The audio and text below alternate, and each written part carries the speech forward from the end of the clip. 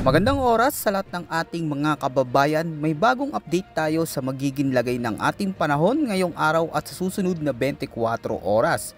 Update tayo kay Bagyong Isang na ngayon ay lumakas pa at ramdam na ang pananalasa sa malaking bahagi ng Luzon. Alamin din natin ang mga lugar na itinaas na sa tropical cyclone wind signal at habagat.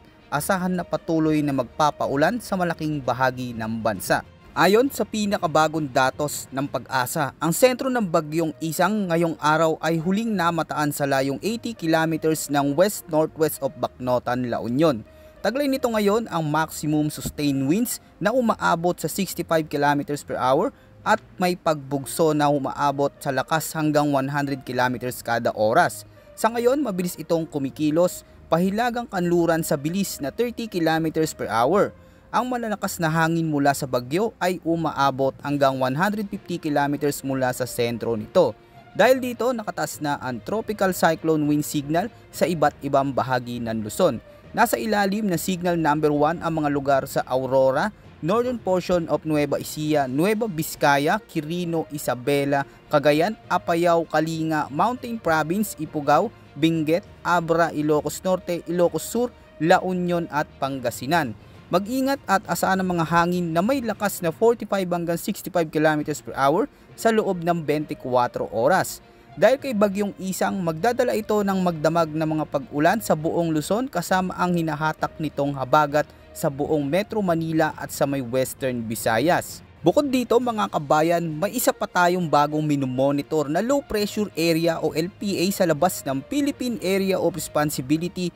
Ayon sa Pag-asa, huli itong namataan sa layong 865 kilometers ng east of northeastern Mindanao at hindi inaalis ang posibilidad na lumakas at maging bagyo na rin ito sa mga susunod na araw. Narito naman ang heavy rainfall outlook na inilabas ng Pag-asa ngayong araw. Inaasahan ang higit sa 100 to 200 mm na buhos ng ulan sa mga lugar sa Zambales, Bataan at sa may Occidental Mindoro.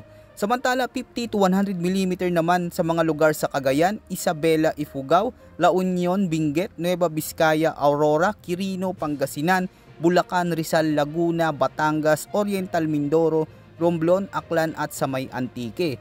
Bukas, araw ng Linggo, August 24, asahan ng 50 to 100 mm na mga pag-ulan sa Zambales, Bataan, Occidental Mindoro at sa may Palawan. Paalala sa ating mga kababayan, posibleng mas malakas pa ang epekto ng mga pag-ulan sa mga lugar na malapit sa gilid ng bundok. Ayon naman sa update ng International Weather Model, ipinapakita na ang Tropical Depression Isang ay mabagal na tinatawid ang kalupaan ng Northern Luzon at inaasahang ngayong umaga na papunta na ito sa direksyong pa West Philippine Sea. Ayon naman sa track at intensity outlook na inilabas ng Pag-asa, ngayong umaga ay tatawirin ni Tropical Depression Isang ang Northern Luzon at tuluyan lalabas ng Philippine Area of Responsibility bukas ng umaga o hapon. Sa loob ng susunod na 24 oras, inaasahan ang paglakas nito bilang tropical storm at maaaring umabot pa sa severe tropical storm category habang papalapit sa katubigan ng Timog Hainan, China. Ngunit tandaan, may posibilidad na mas maagang lumakas si Isang ilang oras habang binabaybay nito ang kalupaan ng Northern Luzon. Bukod rito, may nakasunod agad na isa pang LPA ang inaasahang papasok sa Philippine Area of Responsibility at lalapit sa silangan ng Mindanao. Sa ngayon, mababa pa ang tsansa nito maging isang bagyo. Tulad ng lagi naming paalala, marami pa ang pwedeng magbago sa magiging kilos ng bagyo at maging ang posibleng direksyon nito, lalo na kung magiging mabilis ang paglakas nito sa loob ng susunod na 24 oras.